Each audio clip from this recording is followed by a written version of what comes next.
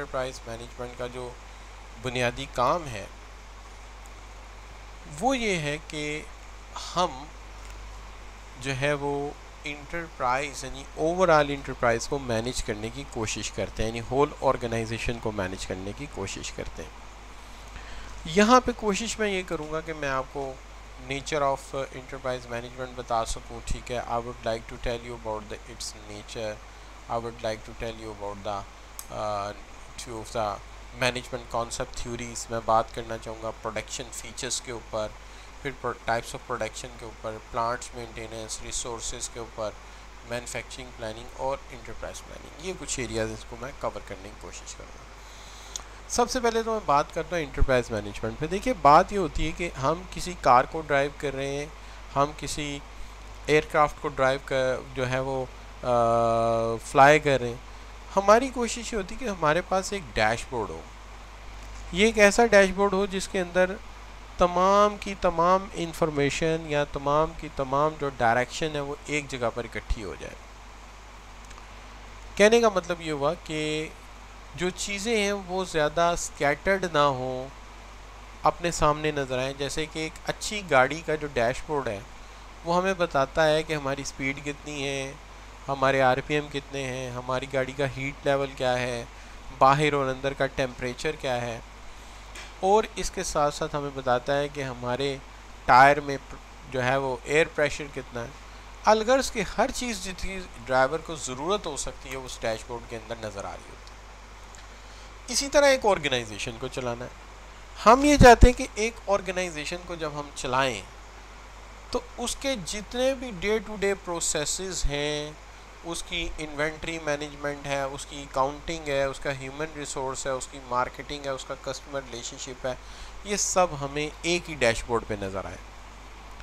ये सब चीज़ें जो हैं वो हमें सिंपल एक जगह कलेक्ट होकर मिल जाएं, ताकि हम इन तमाम चीज़ों को जो है वो ईज़िली मैनेज कर सकें, हम ईज़िली इसको रन कर सकें, और यहीं से हम देख लें कि हम कितना एसओपी को फॉलो कर रहे हैं, हम कितना जो है तयशुदा अपने टारगेट के ऊपर हैं, कितने गोल्स हम अचीव कर रहे हैं।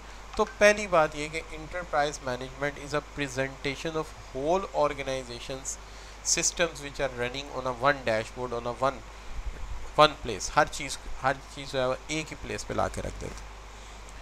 इसके अंदर ऑब्वियसली हम देखते हैं कि ये एक कलेक्शन ऑफ डाइवर्सिफाइड डिपार्टमेंट है। उसकी वजह यह है कि ये बिल्कुल इस तरह से जैसे कि एक कंट्री की डिफेंस फोर्सेस होती हैं, एयरफोर्स अलहदा हो जाती है, इंटेलिजेंस अलहदा हो जाती है, आर्मी अलहदा हो जाती है, नेवी अलहदा हो जाती है।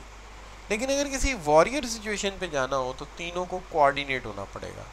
बिल्कुल ऐसे ही हमारा एचआर डिपार्टमेंट अलहदा होता है, हमारा सेल्स डिपार्टमेंट अलहदा होता है, हमारा प्रोडक्शन डिपार्टमेंट अलहदा होता है, और हमारा फाइनेंस डिपार्टमेंट अलहदा होता है। हमें इन सब को मरबूत लेके चलना होता है। रीज़न ये है कि अगर फ़र्ज़ कर लीजिए कि मार्केटिंग डिपार्टमेंट ने अपनी बहुत ज़्यादा एफ़र्ट के साथ कुछ मार्केट में अपॉर्चुनिटीज़ को हमारे सामने ले आए, यानी they made some sort of opportunities, orders कुछ आ गए हमारे पास, वो ऑर्डर्स हमने जो है उनको ज़ाहिर है विद द प्रोसेस जो ऑर्डर है वो पूरे करने, प्रोडक्शन करनी, गुड्स प्रोवाइड करनी, सर्विसेज प्रोवाइड करनी। लेकिन इन सब के लिए फाइनेंस डिपार्टमेंट की प्लानिंग ज़रूरी है, चूँकि इसको फाइनेंसेस लगने हैं। वो फाइनेंसेस के साथ साथ फिर प्रोडक्शन ज़रूरी है। इसका मतलब सेल्स डिपार्टमेंट का रिपोर्ट करना ज़रूरी है प्रोडक्शन को भी और फाइनेंस को भी, क्योंकि फाइनेंस ने फाइनेंसेस अरेंज करने हैं और प्रोडक्शन ने उसको प्रोड्यूस करना है, और एचआर ने उसके लिए ह्यूमन रिसोर्सेज प्रोवाइड करने हैं। तो ये सारे का सारे काम कोऑर्डिनेट होकर चलेंगे तो होगा ना। इसलिए हम ये कहते हैं कि ये basically enterprise management is a coordinated systems coordinated system controls which help us managing the organization as an integrated system in which many subsystems are prevail. These subsystems are research and development. These subsystems are inbound logistics. तो इन subsystems के अंदर inbound logistics हैं, इसके अंदर research and development है, इसके अंदर manufacturing है, इसके अंदर आउटबाउंड लॉजिस्टिक है, मार्केटिंग है, सेल्स है, इन सब को we make it in a coordinated situation और उसकी मदद से हम इनको कंसोलिडेट कर लेते हैं। कंसोलिडेट करने के बाद एक कंबाइंड स्कोर बोर्ड क्रिएट करते हैं जहाँ से हम देखते हैं कि हम क्या स्कोर बोर्ड अचीव कर रहे हैं और हम अपना परफॉर्मेंस को मेजर करते हैं। ये परफॉर्मेंस को मेजर करने के लिए यकीनी तौर पे हमारे पास कुछ सेट टारगेट्स होते हैं, ठीक है जी, सेट टारगेट्स होते हैं। अगर वो इवैल्यूएशन के मुताबिक हम उस वैल्यू को डिलीवर कर रहे हैं, हम उस सिचुएशन को क्रिएट कर रहे हैं, फिर तो ठीक है। नहीं क्रिएट कर रहे हैं तो ऑब्वियसली हमारी रिपोर्टिंग और परफॉर्मेंस हमें बताती रहेगी कि जो हम चाहते थे वो शायद हम अचीव नहीं कर सके। And if we are not achieving that, अगर हम उसको अचीव नहीं कर सके तो डेफिनेटली हमारा जो कंपनसेशन है, हमारा जो आप कह सकते हैं कि कंपनसेशन सिस्टम है, वो क्लैरिफाई कर देगा कि जनाब आप तो इसको मीट नहीं कर पा रहे या आप इसको कनेक्ट नहीं कर पा रहे, तो आप ज़रा और कोई एफ़र्ट कीजिए।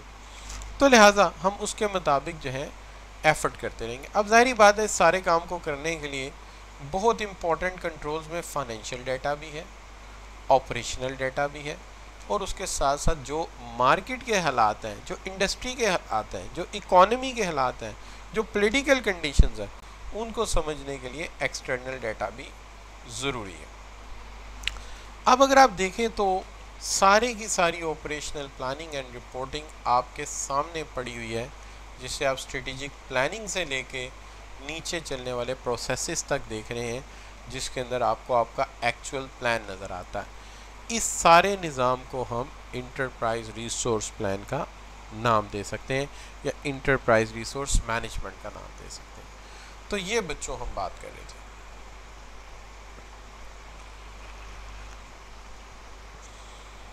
अब रही बात ये कि क्या बेनिफिट्स हैं इसके।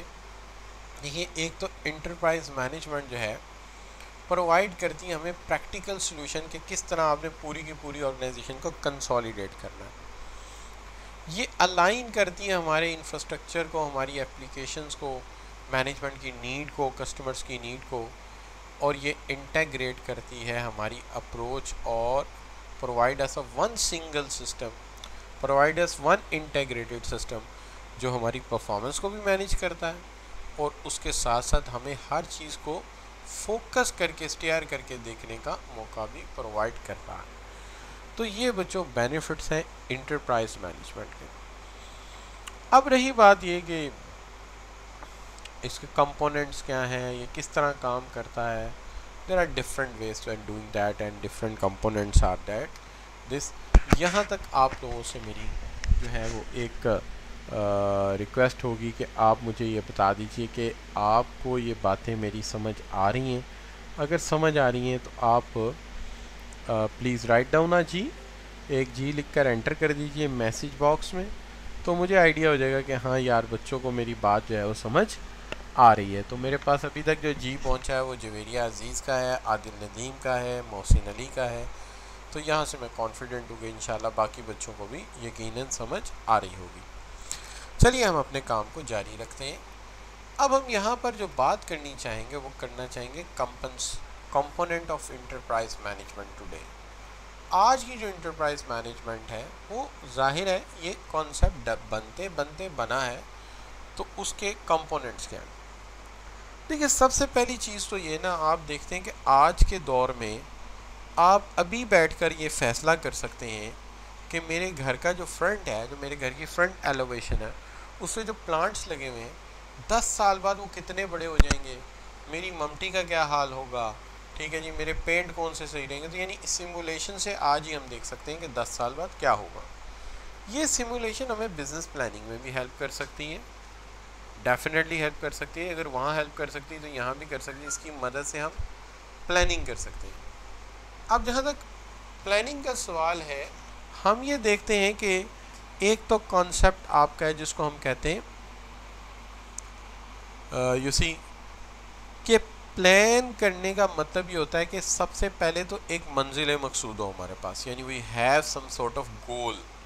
हमारे पास एक गोल हो, हमारे पास एक टारगेट हो और फिर उस गोल को हासिल करने के लिए हम किसी रास्ते का इंतखाब करें। अब उस रास्ते को आप कोर्स ऑफ एक्शन कहते हैं। क्या कहते हैं? कोर्स ऑफ एक्शन, यानी किसी रास्ते का इंतखाब करना, कोर्स ऑफ एक्शन। कि जी ये मेरी मंजिल है और ये मेरा रास्ता है, इस रास्ते पर मैं कैसे चलूँगा, किस तरह ग्रेजुअली मैं आगे बढ़ूँगा, ये मेरा कोर्स ऑफ एक्शन है, ये मेरा प्लान है। इसी चीज़ को हम बिजनेस प्लानिंग का नाम देते हैं। अब बिजनेस प्लानिंग तो समझ आ गई। इंटरप्राइज मैनेजमेंट क्या करता है कि वो बिजनेस प्लान के अंदर हमें सिर्फ किसी एक पर्टिकुलर एरिया तक महदूद नहीं रखता, बल्कि वो हमें पूरे के पूरे बिजनेस के पैराफेमिलिया को प्लान करने का मौका देता है, जिसकी वजह से बिजनेस कंसोलिडेशन पैदा होती है। यानी एक कंसोलिडेटेड अप्रोच टू बिजनेस को के हर डिपार्टमेंट को सेपरेट एंटिटी की जगह एक जिस्म के अंदर, एक एम्बॉडीमेंट के अंदर देखा जाता है। तो सी इन अ वन सिंगल एंटिटी, एक सिंगल, तो ये कंसोलिडेट कर देता पूरे के पूरे हमारे रोल को, यूनिट को, जिसकी वजह से हम बिजनेस इंफॉर्मेशन कलेक्शन, यानी enable department to collect the detail business information, तो हम उसकी मदद से डिटेल बिजनेस इंफॉर्मेशन कलेक्ट कर पाते हैं और हम रिकॉर्ड कर पाते हैं प्रोसेसेस जो रिकॉर्ड कर पाते हैं। एक सिंगल पिन, इवन नेल जो आपने ख़रीदा है, सिंगल थंब पिन भी जो आपने ख़रीदी है, और जो अमल हुआ है, किस किस तरह से वैल्यू डिलीवरेंस हुई है, वो सारे की सारी एक जगह आके कॉम्पैक्ट हो जाती है और हम उसकी मदद से प्लानिंग कर पाते हैं। इसकी वजह से हम कॉर्पोरेट परफॉर्मेंस को मॉनिटर कर पाते हैं। पूरे की पूरी कॉर्पोरेट परफॉर्मेंस को हम मॉनिटर कर पाते हैं, देख सकते हैं। मॉनिटर होता क्या है? Monitor basically to see something, to watch something, और हम देख सकते हैं, उससे फीडबैक ले सकते हैं, हमारे निज़ाम कैसा चल रहा है, हम कितना ऑन टारगेट है, हम कितना टारगेट के करीब पहुंच चुके हैं। इससे एक बात और भी है कि we can make our stakeholders happy. अब आप सब बच्चे जानते हैं कि स्टेक होल्डर का कॉन्सेप्ट हमारे लिए नया नहीं। स्टेक होल्डर वो लोग होते हैं जिनसे हमारा कंसर्न होता है, जिनको हमारी ऑर्गेनाइजेशन में इंटरेस्ट होता है। हमारे शेयर होल्डर, हमारे सप्लायर, हमारे कस्टमर, हमारे एम्प्लॉयज़, ये सब स्टेक होल्डर। तो अगर हम बिज़नेस को कंट्रोल अच्छा करेंगे तो ये क्या चाहते हैं हमसे? भाई ये चाहते हैं कि जिस साल आप काम करोगे, अच्छा प्रॉफिट कमाओगे, उसी साल डिविडेंड मिलेगा ना। तो जिस साल तुम अच्छा प्रॉफिट नहीं कमाओगे उस साल डिविडेंड नहीं मिलेगा। वो क्या चाहते हैं? दे वांट दैट कि आप उन्हें अच्छा डिविडेंड कमा कर दें। वो ये चाहते हैं कि आप उन्हें अच्छे पैसे कमा कर दें। So this is for what, इसीलिए तो वो चाहते हैं कि आप अच्छे पैसे अर्न करें, आप अच्छा कमा सकें। तो दिस इज़ व्हाट, तो स्टेक होल्डर को भी हम खुश करेंगे। अब स्टेक होल्डर की जो रिस्पॉन्सिबिलिटी है वो किसी एक इंडिविजुअल पर तो मुनहसर होती नहीं है। हम ये स्टेक होल्डर रिस्पॉन्सिबिलिटी को इस तरह करते हैं कि किसी भी स्टेक होल्डर को बेनिफिट जो है वो ज़्यादा ना हो, किसी को कम ना हो। इसके लिए हमें एक निज़ाम चाहिए। क्यों? कि अगर हम एक गाड़ी के मैन्युफैक्चर हैं और हम एक ऐसी गाड़ी बनाते हैं जो बहुत ही ज़्यादा वैल्यूएबल है, लेकिन उसमें हमने प्रॉफिट नहीं कमाया, कस्टमर तो खुश हो जाएगा, शेयर होल्डर नाराज़ हो जाएगा। और अगर हमने क्वालिटी अच्छी नहीं दी, प्रॉफिट खूब अर्न करके शेयर होल्डर की पॉकेट में डाल दिया, तो कस्टमर खुश नहीं होगा। वो कहेगा यार मेरे साथ ज़्यादती हुई, आइंदा हमारी गाड़ी नहीं खरीदेगा, कारोबार क्लैप्स हो जाएगा हमारा। अगर हम इन दोनों को खुश कर देते हैं, एम्प्लॉय को पे बैक नहीं करते, तो एम्प्लॉय नाराज़ हो जाएगा, ब्रेन ड्रेन हो जाएगा और चला जाएगा। और यहाँ पे अच्छा, और अगर हम सप्लायर को टाइम पे नहीं करते, वो निकल जाएगा। अगर हम बैंक को पर्टिकुलरली पे नहीं करते, तो अगली हमें फाइनेंसिंग कौन करेगा? लिहाजा यहाँ पे एक ऐसे मरबूत निज़ाम की ज़रूरत है जो कि हमें हर स्टेक होल्डर का राइट डिलीवर करने में भी मदद करे। और उसके अंदर यकीनन हमें एक मरबूत निज़ाम की ज़रूरत है, हमें एक कॉम्पैक्ट निज़ाम की ज़रूरत है जो कि हमारे पूरे के पूरे बिज़नेस को एक वन पिक्चर व्यू के अंदर रखते हैं, और वो है हमारा एंटरप्राइज मैनेजमेंट। तो ये बच्चों सबसे पहली बात तो ये होगी। अब ये मेरा पहला हिस्सा था जहां मैंने अभी तक आपको एंटरप्राइज मैनेजमेंट से इंट्रोड्यूस कराया। So first work is done. अब जो मेरा सेकंड टारगेट है वो ये है कि मैं आपके साथ बात कर सकूं मैनेजमेंट कॉन्सेप्ट्स के ऊपर। मैनेजमेंट कॉन्सेप्ट्स में ज़्यादा टाइम नहीं लगाना चाहिए, उसकी दो वजूहात हैं। एक तो ये कि ये मैनेजमेंट कॉन्सेप्ट्स हमने बहुत अच्छी तरह पढ़े होते हैं बेसिक मैनेजमेंट या फंडामेंटल मैनेजमेंट के अंदर। अच्छा, दूसरी बात ये है कि इसके अंदर जो क्वेश्चन ज़्यादातर एड्रेस हो सकता है वो उसका जो एडवांस टॉपिक है वहाँ से हो सकता है, तो हम जल्दी वहाँ पे चले जाते हैं। सबसे पहली बात तो ये है कि आप सब बच्चे जानते हैं कि मैनेजमेंट का सबसे पहला डोर जो है वो क्लासिकल्स का है। क्लासिकल्स में जब भी नाम आएगा वो फ्योल का नाम आएगा। तो फ्योल जो हमारा क्लासिकल मैनेजमेंट राइटर है, बुनियादी तौर पे चूँकि ये इंजीनियर है, तो इसका बुनियादी जो थॉट है वो ये है कि इंजीनियर इंसान को देखते हैं एक मशीन की मानित। इंजीनियर किस तरह देखते हैं बच्चों? एक मशीन की मानित। पहली बात तो ये कि आप ज़रा थोड़ा सा अब उस कॉन्सेप्ट से बाहर आएँ और एक नए कॉन्सेप्ट में जाएं। कहाँ पे? यानी जहनी तौर पे अपने तैयार करें कि अब हम मैनेजमेंट कॉन्सेप्ट में आ गए और इंटरप्राइज मैनेजमेंट का इंट्रोडक्शन हमने पढ़ लिया। अब मैनेजमेंट कॉन्सेप्ट में हम फ्यूल पे बात करें। फ्यूल पहला राइटर है, पुराना राइटर है, वो कहता है कि जी पहली बात तो ये है कि वो एक इंजीनियर या एक टेक्नीशियन की तरह ही देखता है ऑर्गेनाइजेशन को। वो ऑर्गेनाइजेशन को एक मशीन और उसके अंदर हम जैसे लोगों को जो काम कर रहे हैं उसका पुर्जा समझता है। यानी organization is a machine and we are its components. Organization एक मशीन है और हम उसके कंपोनेंट्स हैं। तो जब हम इसके कंपोनेंट्स हैं तो वो ये कहता है कि एक कंपोनेंट अमूमी तौर पे एक ही काम करता है। लिहाजा आपकी मोटरसाइकिल का स्पार्क प्लग कभी ये नहीं कहता आज मेरा दिल नहीं चाह रहा, आज मुझे फ्यूल फिल्टर की जगह लगा दे या एयर फिल्टर की जगह लगा दे। उसका स्पेशलाइजेशन स्पार्क क्रिएट करने में स्पार्क प्लग है, ठीक है जी। और कभी भी व्हील नहीं कहता कि आज मुझे जो है वो गाड़ी के व्हील से हटा के स्टीयरिंग व्हील बना दें, ऐसा नहीं हो सकता, आज मेरा मूड नहीं है। क्यों? वो मशीन का पुर्जा।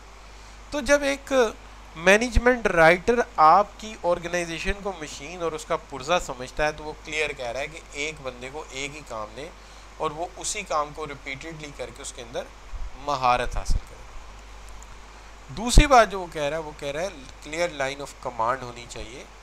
यानी एक जैसे मशीन में होता है ना कि हर पुर्जा जो घूम रहा है ना किसी तरह से वो लिंक मोशन के साथ अटैच है, किसी ना किसी तरह से वो किसी लीवर के साथ अटैच है।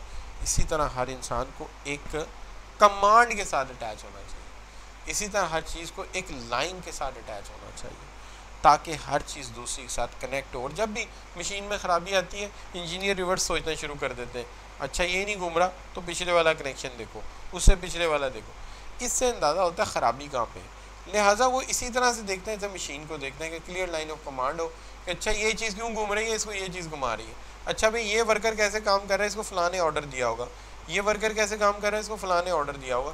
कोई कन्फ्यूजन होनी ही नहीं चाहिए, नो कन्फ्यूजन एट ऑल। लिहाजा इंडिविजुअल्स को अपना इंटरेस्ट छोड़ना होगा, ऑर्गेनाइजेशन के इंटरेस्ट को देखना होगा। टॉप डी पे जाके 3 डिफेंडर ने घेर लिया, मैं तो गोल नहीं कर सकता, लेकिन मेरी टीम को जीतना चाहिए, मैं अपना इंटरेस्ट कुर्बान करता हूँ और मेरा वो टीममेट जो बिल्कुल खाली खड़ा है जिसको किसी ने कवर नहीं किया, मैं उसको पास दे देता हूँ, वो गोल कर देता है, टीम मेरी जीत जाती है। मेरा गोल तो ना हुआ, टीम का गोल तो जीत गया ना मैं। तो this is what the team interest is preferred over individual interest. Organizational interest is preferred over individual interest के ऑर्गेनाइजेशनल इंटरेस्ट प्रेफर हो रहे। फ्यूल के मुतालिक अक्सर मैं क्लास पढ़ा रहा होता हूँ तो बच्चे मजाक करते हैं, सर क्या इसको कायदे-ए-आज़म बनने का शौक़ था? मैं कहा नहीं। अच्छा तो सर फिर इसने 14 रूल्स क्यों बनाए? मैं कहा यार ये को 14 के नाम में शायद को बरकत है कि कायदे-ए-आज़म raise 14 points for the division for the in the politics of India, Deming raise 14 points for quality and fuel rate 14 rules for management. तो ये फ्यूल के 14 प्रिंसिपल है। पहली बात, लेबर इकट्ठी नहीं होनी चाहिए, लेबर को अलग-अलग डिवाइड करना चाहिए सब डिविजन्स में अपने अपने काम के मुताबिक। प्रोडक्शन अलग, मार्केटिंग अलग, अपने अपने लिए। हर काम करने वाले को अथॉरिटी देनी चाहिए, जिसको हम रिस्पॉन्सिबिलिटी दे दें, अथॉरिटी ना दें, वो बेचारा इंसल्ट करेगा, जिम्मेदारी पूरी करने जाएगा, डिसीजन कर नहीं सकता। अथॉरिटी देनी चाहिए, डिसिप्लिन होना चाहिए, जिसको जो काम का है वही करे, जिसको जहाँ का स्टे करे वहाँ स्टे करे। यूनिटी ऑफ कमांड होनी चाहिए। यूनिटी ऑफ कमांड का मतलब एक बंदे का सुपीरियर एक होना चाहिए, एक बंदे का बॉस एक ही होना चाहिए। अगर एक बंदे के दो बॉसेस होंगे तो there will be conflict in demand, कि एक बॉस कहे चलो दाएं चलो, एक कहे चलो बाएं चलो, तो there is a difference of left and right, left जाऊँगे राइट जाऊँगे, लिहाजा एक बंदे का बॉस एक ही होना चाहिए, दो नहीं होने चाहिए। अच्छा बच्चों, दूसरी बात क्या है, एक चेन ऑफ कमांड होनी चाहिए जो ऑर्गेनाइजेशन के टॉप से चले और इसके बॉटम तक जाए और इसकी तमाम चीज़ों को कंट्रोल करे। चेन ऑफ कमांड जैसे गाड़ी की ट्रेन की चेन होती, एक जगह से चेन खींचेंगे पूरी गाड़ी रुक जाएगी, क्या ख्याल।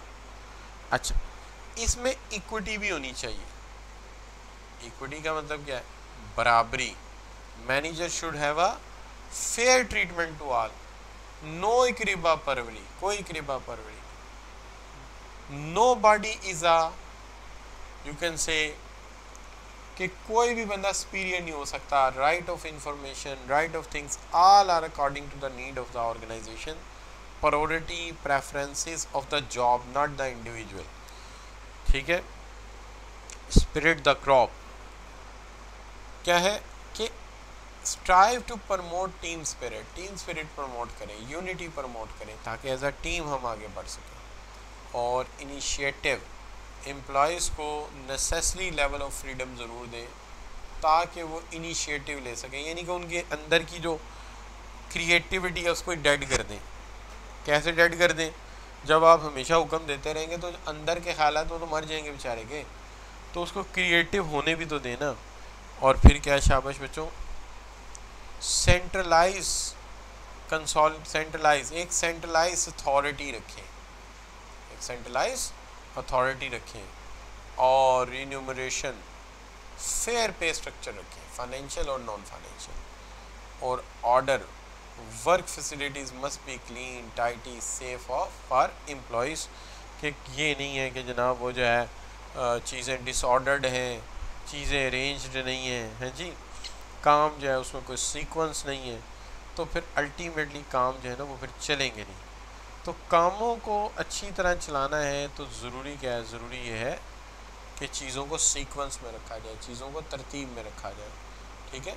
तो जैसे जापानीज़ हैं, तो मैं तो कभी जापान नहीं गया, लेकिन मेरे एक दोस्त है, वो कहते हैं जापानीज़ की अगर आप वर्किंग देखेंगे ना तो आप हैरान हो जाएंगे कि अगर एक बोल्ट भी कस लिया है तो बोल्ट कसने के बाद जो की है उन्होंने वापस जाके वहीं टांग के आनी जहाँ पहली पड़ी। अपने पास उनके वही टूल्स होंगे जो वो काम कर रहे हैं, एक भी टूल फालतू नहीं होगा। This is how they works. Organize desk, फालतू चीज़ें नहीं। अच्छा, यहाँ आप देखेंगे मेरे डेस्क को, it is not very well organise.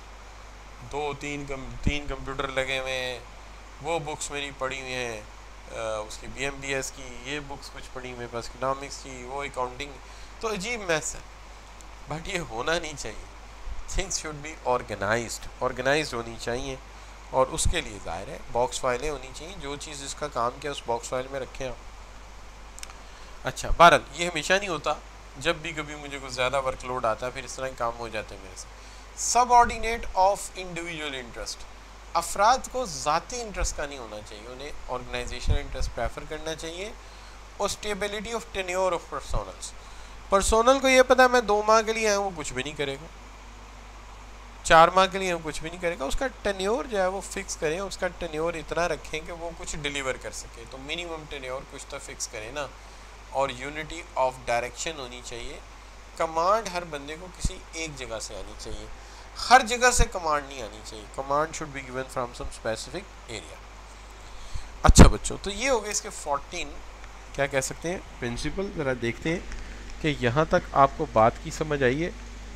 Again ये, अच्छा ये जो मैंने लिखा है दादो आई सी आई क्रॉस यू, ये जो आपके सामने लिखा हुआ है ये एक्चुअली मैंने इसलिए लिखा हुआ है कि कुछ चीज़ों को ना आप तरतीब दे लिया करो याद करने के लिए, मेमोराइजिंग के लिए। ठीक है, जैसे मैंने डी लिखा है तो यहाँ डी लिखा हुआ है, डी का मतलब डिवीजन ऑफ वर्क। दूसरा ए अथॉरिटी के लिए, उसके अगला डी डिसिप्लिन के लिए, उससे अगला यू यूनिटी ऑफ कमांड के लिए। फिर दादू सी, सी का मतलब C S scalar, E equity, E spirit the crop, I initiative, क्रॉस से centralisation, remuneration, order, then subordinate of individual interest, stability, unity of direction. ठीक है जी, तो इस तरह हमने इसको बनाया है ताकि याद हो जाए। मनेमिक बना दिया इसका। अच्छा बच्चों, अगेन बच्चों पूछते हैं आपसे, क्या आपको ये बात समझ आई है? समझ आई तो बेटा जी लिख कर एंटर कर दीजिए फिर एक दफ़ा।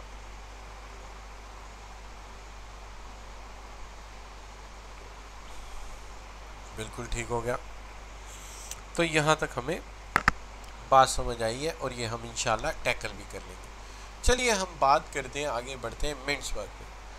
आप बच्चों जानते हैं मिन्सबर्ग का कॉन्सेप्ट कोई ऐसा लेंथियस कॉन्सेप्ट नहीं था। मिन्सबर्ग का कॉन्सेप्ट कोई ऐसा लंबा कॉन्सेप्ट नहीं, सिंपल कॉन्सेप्ट है। 3 लेवल ऑफ मैनेजमेंट है, जैसे lower level, then it is upper level, एक लोअर लेवल है एक अपर लेवल है। तो लोअर लेवल जो उसको उसने कहा ऑपरेशनल कोर, उसके नाम से क्लियर है कि ऑपरेशनल कोर का काम क्या है। ऑपरेशनल कोर का काम है actually converting input into output. काम सारा इन्होंने करना है, लेकिन इनको काम बताना किसने? स्ट्रेटेजिक मैनेजमेंट ने इनको बताना है कि काम होगा कैसे। स्ट्रेटेजिक मैनेजमेंट ने इनको समझाना है कि आप काम को डिलीवर कैसे करोगे। ठीक है जी, लेकिन आप ये जानते हैं स्ट्रेटेजिक लेवल हमेशा जो है वो बड़े पढ़े लिखे लोगों का नाम है। इंतहाई क्वालिफाइड लोग, सीएमए, कास्ट अकाउंटिंग में, ठीक है जी, उसके बाद जनाब that's director marketing, director HR. तो स्ट्रेटेजिक मैनेजमेंट में बड़े टॉप लेवल के लोग बैठे होते हैं। वो अपनी बात कभी भी नहीं समझा सकते ऑपरेशनल कोर को, इसलिए इन दोनों को लिंक करने के लिए दरमियान में एक इंटरफेस होता है। जब भी दो चीज़ें लिंक ना हो सके हम उनमें ब्रिज बना देते हैं।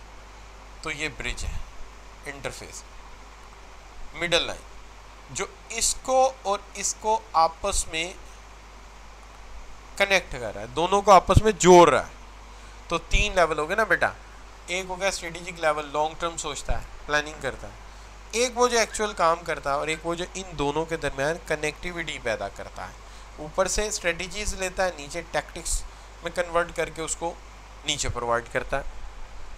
नीचे जो काम हो रहा होता है इसका फीडबैक ऊपर प्रोवाइड करता है। और उसके साथ बच्चों 2 और कोर होते हैं।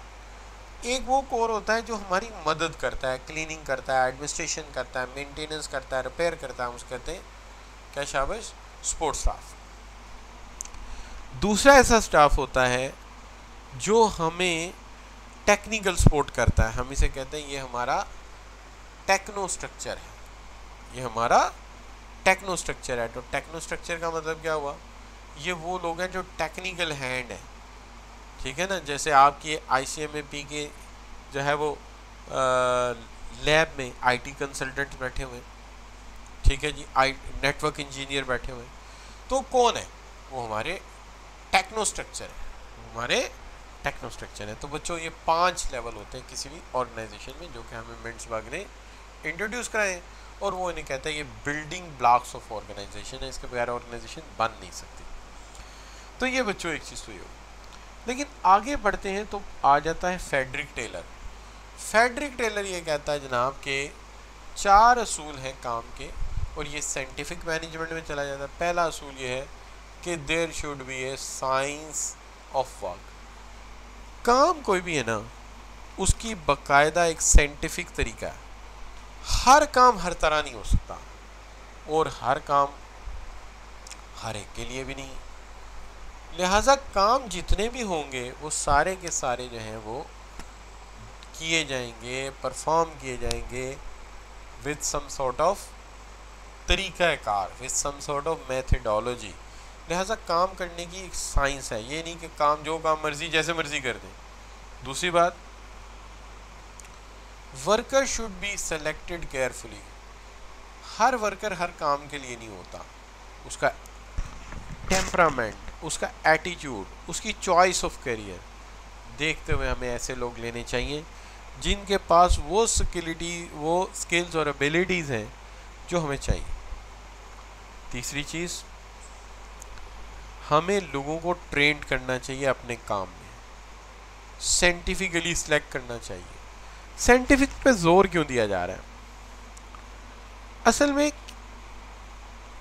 टेलर को कहीं ऐसा लगा, कि उसका एक ख्याल है कि लोग इतने पढ़े लिखे होने के बावजूद इंडस्ट्रियल मिथ्स पे बिलीव करने लग जाते हैं, स्लोगन्स पे बिलीव करने लग जाते हैं। इससे वो जोर देता है कि जो भी काम किया जाए उसकी अप्रोच साइंटिफिक होनी चाहिए, साइंसी बुनियाद पे बात होनी चाहिए। और फिर वो कहता है कि there should be equal division of work, काम की तकसीम बराबर होनी चाहिए, कोई इंसान फारिग नहीं नज़र आना चाहिए, यूनिट्स में काम बंटना चाहिए। अगर नहीं है तो जॉब दोबारा डिज़ाइन करो ना, ठीक है, सो डैट वर्क लोड जो है वो बेयर किया जा सके बराबरी की बुनियाद पर। तो ये बच्चों टेलर की बात हो गई। अब कितनी बातें हो गई? मिंट्सबर्ग हो गया, फ्योल हो गया और टेलर हो गया। आइए चलते हैं मैक्स वेबर की तरफ। मैक्स वेबर ब्यूरोक्रेसी का बानी है। वो ब्यूरोक्रेसी के बारे में क्या कहता है मैक्स वेबर? मैक्स वेबर कहता है ए कॉन्टिन्यूस organization of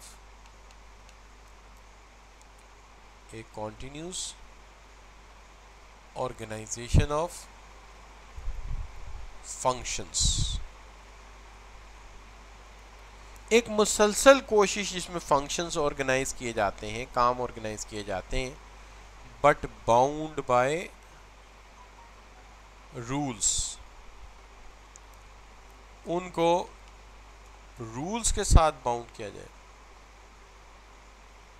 एक continuous organization of functions bound by rules.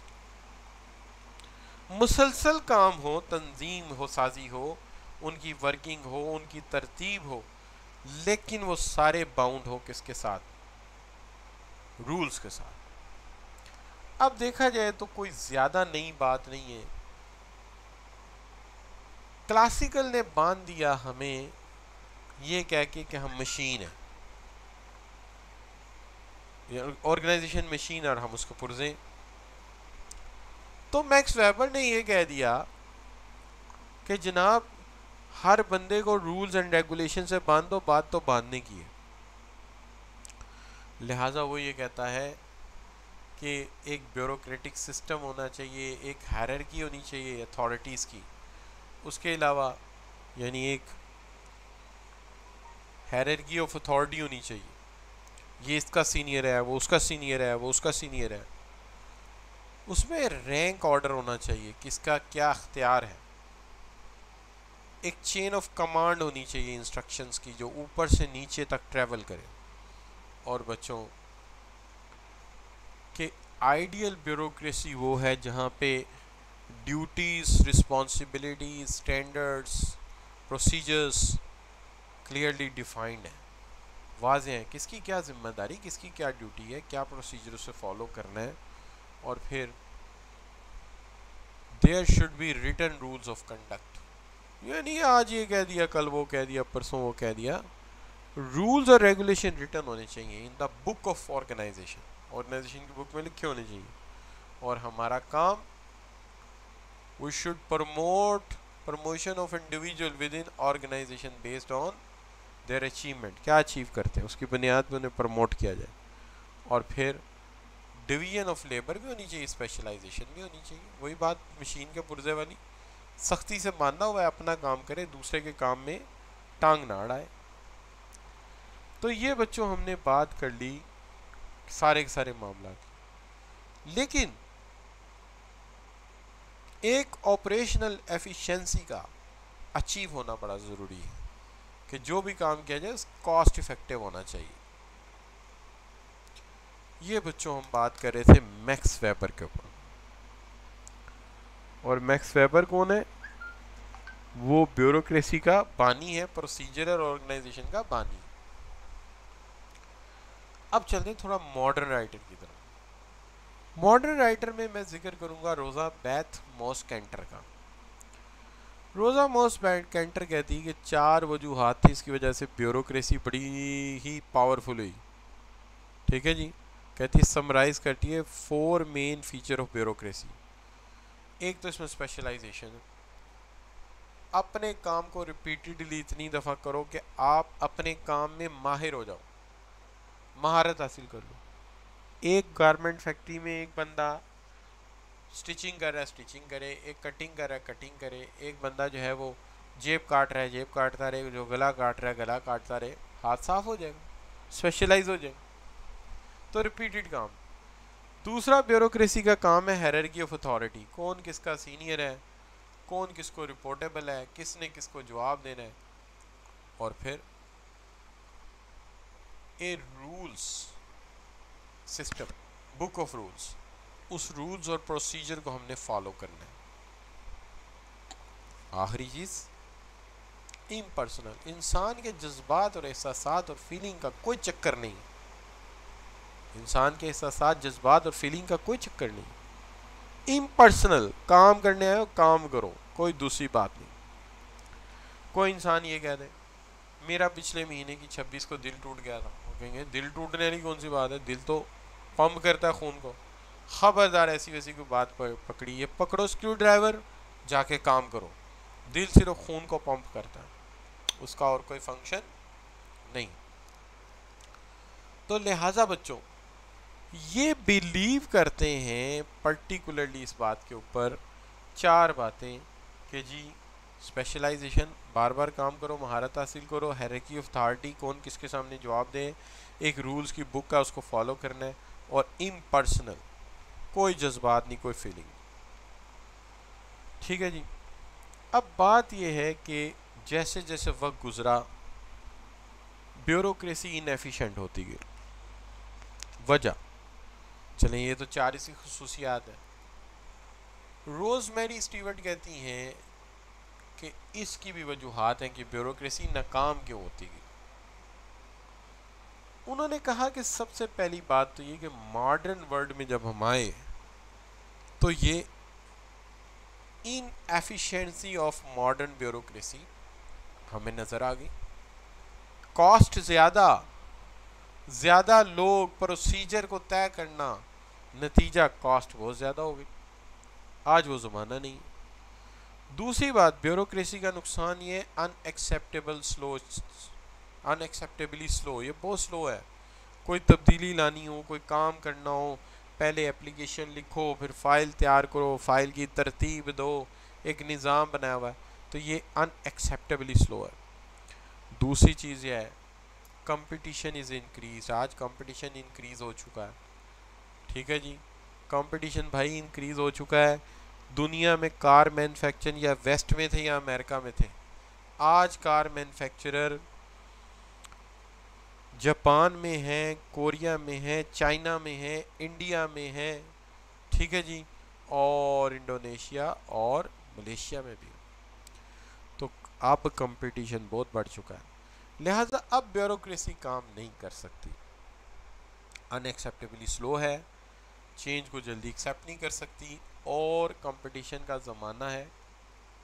लिहाजा आज का ज़माना जो है वो इस चीज़ का नहीं है। आज का ज़माना है कि ऑर्गेनाइजेशन को एक हाथी की तरह स्लो नहीं चलना, उसे एक मॉइस की तरह डांस करना है, उसे बदलते हुए हालात के साथ अपने आप को तेज़ी से बदलना है, चेंजिंग वर्ल्ड के अंदर उसे अपनी जगह बनानी है।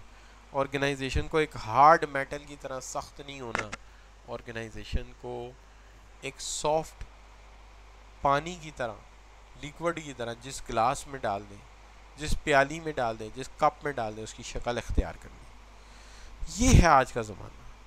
तो बच्चों बड़े आराम से उसने बता दिया कि क्यों ब्यूरोक्रेसी पॉपुलर हुई, क्यों ब्यूरोक्रेसी क्लैप्स हुई।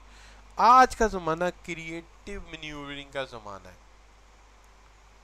नए आइडियाज़ लाओ, नई अपॉर्चुनिटीज़ को ट्रेस करो। और आज का ज़माना क्लोज पार्टनरिंग का ज़माना, running of faster action, Tej action का ज़माना है। स्लो ज़माने का है, वो बातें पुरानी हैं। इसलिए not possible for typical corporate bureaucracy, आज उसके टिपिकल ब्यूरोक्रेसी के लिए कामयाबी का चांस कम है। और not possible to be lock down by cumbersome structure, और बड़े बड़े स्ट्रक्चर और लाखों और लोगों की ऑर्गेनाइजेशंस अब कामयाब नहीं। अब कॉस्ट इफेक्टिविटी का ज़माना है, ब्यूरोक्रेसी का ज़माना। तो बच्चों यहाँ तक अगर बात की जाए तो 1 मिनट यार, इसको सेव भी कर लें। तो यहाँ तक अगर बात की जाए तो क्या आपको बात समझ आई है? अगर समझ आई है तो अगेन वही 1G लिखकर ज़रा एंटर कर दें, ठीक होगी बात। Most of decision are taken, जी बेटे Mohas Siddiq, more decision are taken by procedures. पहले फाइल बनेगी, फिर ऊपर जाएगी, केस लिखा जाएगा, इन्वायरमेंट एनालिसिस वो करेगा, फाइनेंस वाले एनालिसिस करेंगे, प्रोसीजर होते होते होते होते फैसले होंगे, इसलिए फैसले स्लो हो जाएंगे। ठीक होगी बात बच्चों? तो ये सारे का सारा हम एक दफ़ा, असल में कोर्स में सिर्फ इतना लिखा था मैनेजमेंट थीरीज। अब वो मैनेजमेंट थीरीज को वजाहत नहीं की थी, इसलिए मैंने एक अपने कोर्स जब भी पढ़ाता हूँ उसमें एक फ्लैशबैक दे के कुछ मॉडर्न बातें ऐड कर देता हूँ, जिससे एक पूरा पैरा फेमिलियर रिवाइज भी हो जाता है और बात समझ भी आ जाती। चलिए अब मैं आपसे एक सवाल पूछता हूँ, ठीक है जी? आपने इन सवालात के जवाब बताने हैं मुझे। पहला सवाल है, एन स्मॉल ऑर्गेनाइजेशन, माशाल्लाह मेरी भी कंपोजिंग कमाल ही है। Small organization running by its own as an entrepreneur is, एक स्मॉल ऑर्गेनाइजेशन अगर रन कर रहे हो, चलिए कॉमन सेंस का टेस्ट है, एक स्मॉल ऑर्गेनाइजेशन हो उसको एंटरप्राइज रन कर, एक एंटरप्रेन्योर रन कर रहा हो, तो हम क्या कहेंगे उसको? शाबाश, ज़रा सोचिए आप मिंट्सबर्ग की सोच के मुताबिक। तो मिंट्सबर्ग की सोच के मुताबिक हर वो ऑर्गेनाइजेशन जिसको एंटरप्रेन्योर अकेला चला रहा है, ये हमेशा सिंपल स्ट्रक्चर होती है। इसमें स्ट्रेटेजिक एपेक्स जो होता है ना, वो ऑर्गेनाइजेशन को चला रहा होता है। चूँकि मालिक खुद बैठा हुआ है, वही स्ट्रेटजी है, वही स्ट्रेटेजिक डिपार्टमेंट है और वही इसको चला रहा है। तो सिंपल स्ट्रक्चर में ऑर्गेनाइजेशन एंटरप्रेन्योर रन करता है। अच्छा बच्चों, a software firm generally running number of projects will card, अगर एक सॉफ्टवेयर फर्म होगी तो उसे हम क्या कहेंगे? जी शाबाश, सॉफ्टवेयर फर्म के लिए दो ऑप्शन हो सकती हैं। एक तो ये एडहॉक्रेसी होती है। एडहॉक्रेसी है, जो बड़े प्रोग्रामर है ना उनकी बात मानी जाती है। आप इसे टेक्नो स्ट्रक्चर भी कह सकते हैं, लेकिन ज़्यादातर चूँकि टीम कल्चर है, तो टीम कल्चर होने की वजह से इसे हम एडहॉक्रेसी कह सकते हैं।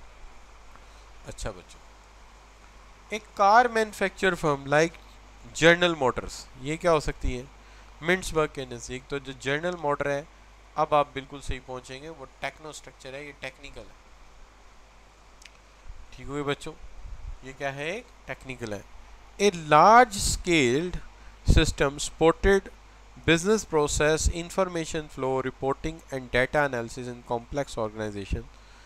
तो एक ऐसी ऑर्गेनाइजेशन, एक ऐसा निज़ाम जिसके अंदर एक ऐसा निज़ाम हो जो लार्ज स्केल सिस्टम को सपोर्ट करे, बिजनेस के सारे प्रोसेसेस को चलाए, डाटा एनालिसिस करे और कॉम्प्लेक्स ऑर्गेनाइजेशन को रन करने में मदद करे, तो आप बिल्कुल सही पहुँचे। दिस इज़ इंटरप्राइज मैनेजमेंट, ये इंटरप्राइज मैनेजमेंट है। ये प्रोसेस क्या है? Process of getting potential client or customers interested in your product. कौन से वाला काम है इसमें से जो काम दिए हुए हैं? कस्टमर तक रसाई हासिल करना, बिल्कुल ठीक। Marketing, done. लॉक कर दिया। A process combining various material input and immaterial input, एक ऐसा डिपार्टमेंट जो इनपुट मटेरियल को, इमटेरियल और मटेरियल इनपुट यानी वर्कर्स को, मटेरियल को कंबाइंड करके, गुड जी, मान गए प्रोडक्शन, मटेरियल और इमटेरियल गुड्स को कंबाइन करता है। ठीक हो गई बात बच्चों? तो यहाँ तक आज का लेक्चर, सॉरी आज का लेक्चर कह रहा हूँ, फर्स्ट आर का काम जो है उससे मैं कंप्लीट समझता हूँ कि ये मेरा पहला आर का टारगेट था कि इसके अंदर मैंने ये चीज़ें आपके साथ डिस्कस करनी है। तो पहला आर आल्दो थोड़ा सा मैं लेट हो गया था, I was arriving from my office, 2:30 बजे मैं चला था, 2:30 बजे पहुँचना था, पहुँच तो गया था 2:30 बजे, लेकिन उसमें मसला ये पड़ गया था कि घर आते ही वो जो होता है ना कि वियरिंग टाई लगाई हुई है, शूज़ और एक फॉर्मल लिबास, तो ज़ाहिर है यहाँ कैमरे के सामने बैठना है तो कुछ थोड़ा सा ख्याल होता है कि यार कपड़े भी थोड़े चेंज करें और थोड़े से फ्रेश होकर बैठे बच्चों के सामने, ज़ाहिर है। लेकिन बहरहाल क्या किया जा सकता है ना जी, वो हम जैसे लोगों की वो कहते हैं ना, तस्वीर भी खींचनी हो ना तो वो फोटोग्राफर कोई, आप जैसा कोई यंग आदमी हो तो उसे तस्वीर खींचनी हो तो वो 2 या 3 इन टेक लेगा तो एक अच्छी तस्वीर आ जाएगी, और हमारे जैसा बंदा होना तो उस बेचारे की कोई 15-20 तस्वीरें ले लेना, उसमें से भी एक सही नहीं आएगी, किसी में आंख बंद तो किसी में वो, तो जनाब हमारी तस्वीर भी ऐसी होती है। और ऊपर से ये है कि आजकल ऑनलाइन में अगर बच्चों को तस्वीर नज़र ना आए तो आपको पता तस्वीरी कहानी सुनने का बच्चों को शौक़ होता है, तो वो कहते हैं नहीं यार कुछ समझ नहीं आ रही कि टीचर कौन है और क्या कह रहा है। तो बच्चों बस वो फिर ये है कि तस्वीर तो आपके सामने ही है, वो भले आपको मायूसी हुई हो, वो तो हमें भी कभी कभी एक ज़िंदगी में एक दफ़ा हुई थी जब घर वालों ने तस्वीर दिखा के कहा था कि भाई ये होगा, लेकिन जब हमने तस्वीर देखी तो वो नहीं हुआ, कुछ और ही हो गया था। 12 में भैया 1 मिनट के लिए बच्चों, हाँ हाँ, अब ना मोहम्मद अंस जो है ना शरारतों पे उतर आया है, अब वो मेरे साथ वो बातें कर रहा है भाई। अच्छा तो भाई ICMAP वालों ने हमें इसलिए नहीं भेजा